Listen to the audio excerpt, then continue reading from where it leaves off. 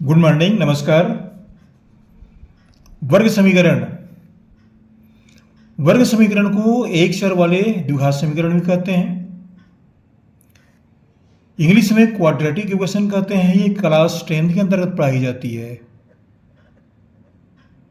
ये प्रश्न हमने कक्षा 10वीं से लिया है। गणित के अध्याय में परिवर्तन होते रहता है। ये कक्षा 9वीं में हो सकता है, 11वीं में हो सकता है। ये संशय की बात नहीं है। प्राय अध्याय में परिवर्तन होते रहते हैं, लेकिन मैंने जो लिया है ये कक्षा 10वीं से लिया है। अब वर्ग समीकरण का ऐसा समझिए, एक ऐसा समीकरण जिसके उच्चतम घात 2 हो, वो वर्ग समीकरण है। इसको लीजिए एक चर वाले द्विघात समीकरण, द्वि माने 2, घात अधिकतम घात 2, ऐसा समीकरण जिसका अधिकतम घात 2 हो और एक चर वाला हो। चर राशि केवल एक ही होंगे, दो चर वाले राशि नहीं होंगे वो। अच्छा, चलिए देखते हैं। अब आपसे कुछ कहना चाह रहा हूं। अब हमारे चैनल को जरूर सब्सक्राइब कर दीजिएगा। आप हमारे इतना सहयोग अवश्य कीजिए। आप कहाँ से पढ़ रहे हैं हमारे चैनल पर आप कहना चाहिए कि कमेंट्स भी कर दीजिएगा। आपके बारे में जानकर के हमको अति खुशी होगी। चलिए आगे पढ़ते हैं। प्रश्न है, जांचिए कि दिए गए मान समीकरण के मूल हैं अथवा नहीं। ये हमको वर्ग समीकरण दिया गया है। एक्स वर्ग ऋण 4x धन 4 बराबर 0। इसके दो मान दिए गए हैं, x बराबर 2, x बराबर ऋण 3। ये दो मान हमको दिए गए हैं।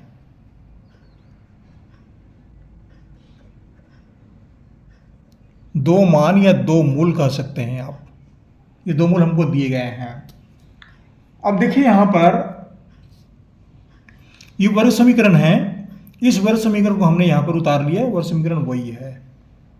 अब कैसे हल करेंगे इसके बारे में, चले आगे पढ़ते हैं इसको।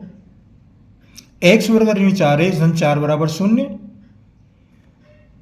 इसको समीकरण क्यों कहते हैं? समीकरण का ऐसा समझिए, समीकरण में दो पक्ष रहेंगे।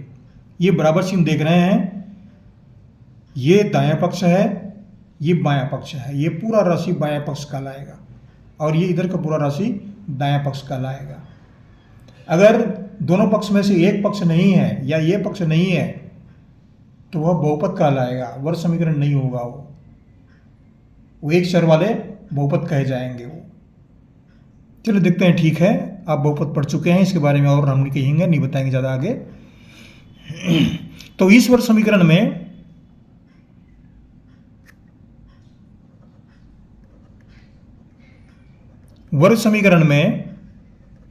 x बराबर 2 रखने पर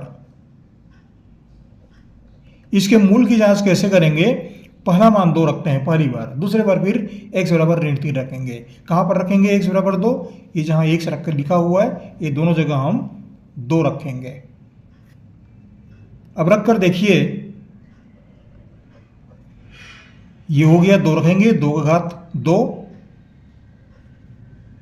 ये ऋण चिन्ह को यहां पर ले आए, 4 है तो 4 को लिख दो, x के स्थान पर 2 लिख दीजिए, यहां 2 लिख दिए, धन 4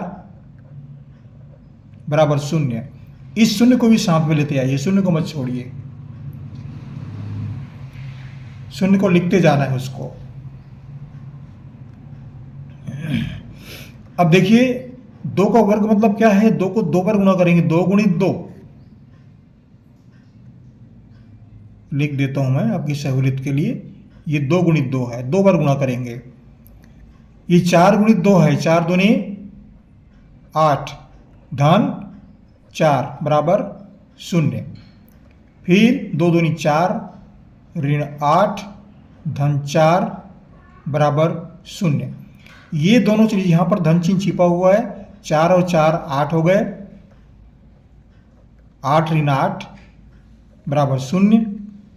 8 में 8 घटा देंगे तो ये 0 बराबर 0 हो गया। दोनों पक्ष बराबर हैं। दोनों पक्ष बराबर हैं, इससे कहने मतलब क्या आशय क्या हुआ? दोनों को संतुष्ट हो रहे हैं तो x बराबर 2 समीकरण के मूल हैं।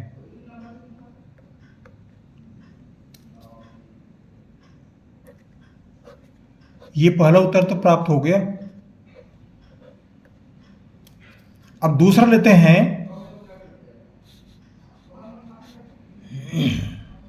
उस समीकरण को फिर से नीचे उतार लो, आसानी होगी। x वर्ग ऋण 4x धन 4 बराबर 0 में x बराबर ऋण 3 रखने पर, यहाँ पर x बराबर ऋण 3 रखते हैं, रखकर देखते हैं क्या होता है। ये जहाँ जहाँ x लिखा हुआ है ना, वहाँ पर ऋण 3 रखते जाएंगे। तो ये हो गया ऋण 3 का वर्ग, ऋण 4 गुणित, यहाँ पर गुणा का चिन्ह छिपा हुआ है, ऋण 3 धन 4 बराबर 0। ऋण 3 का वर्ग ऋण 4 गुणित ऋण 3 धन 4 बराबर 0। x के स्थान पर हमने जहाँ जहाँ x लिखा है वहाँ पर ऋण 3 रखते गए हैं। अब देखिए ऋण का भी वर्ग होगा, ऋण ऋण धन,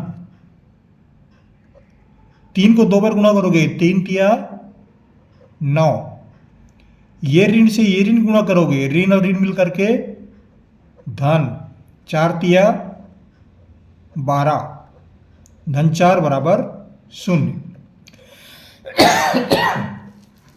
इतनी बातें स्पष्ट हो गई।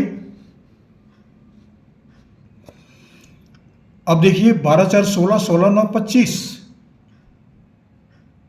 हमको यहां पर मिला 25 बराबर 0, ये हमको मिल रहा है। 25 बराबर 0 कहने का आशय क्या है?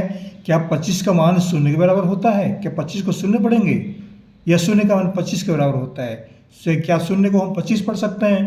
नहीं, ये दोनों ऐसा संभव नहीं है। तो यहाँ पर हम क्या करेंगे, क्रॉस का चिन्ह लगा देंगे इस तरह से। इस चिन्ह का आशय क्या है, इसको पढ़ते हैं बराबर नहीं है, ये दोनों बराबर नहीं है, ऐसा पढ़ते हैं इसको। 25 0 के बराबर नहीं है, ऐसा पढ़ेंगे। तो फिर उत्तर हमको क्या मिला? x बराबर ऋण 3 समीकरण के मूल नहीं है। ये जो हैं समीकरण के मूल नहीं कहे जाएंगे। तो ये हमें उत्तर मिला। ये स्पष्ट हो गया कि दो जो है इस समीकरण को संतुष्ट कर रहा है, दोनों मान बराबर आ रहे हैं, बाएं पक्ष दाएं पक्ष दोनों बराबर आ रहा है। लेकिन x बराबर ऋण 3 रखते हैं तो ये दोनों पक्ष बराबर नहीं हो रहे हैं। इसका मान 25 आता है और ये 0 है, तो 25 0 के बराबर नहीं हो सकता, इसलिए इसके मूल नहीं है। मूल का सही है कि दोनों पक्ष बराबर आना चाहिए, दोनों पक्ष संतुष्ट होना चाहिए, बाएं पक्ष बराबर दाएं पक्ष ऐसा आना चाहिए, तब ये मूल कहे जाएंगे, नहीं तो वे मूल नहीं है। तो ये जो है मूल हैं और ये इसका मूल नहीं है। इस प्रश्न का उत्तर हुआ। आशा करता हूँ ये वीडियो आपको अच्छा लगा होगा। हमारे चैनल को जरूर सब्सक्राइब कर दीजिएगा। आपको हमारी ओर से बहुत बहुत शुभकामनाएं। आप अपने जीवन में खूब उन्नति करें। अगले वीडियो में फिर मिलेंगे। धन्यवाद।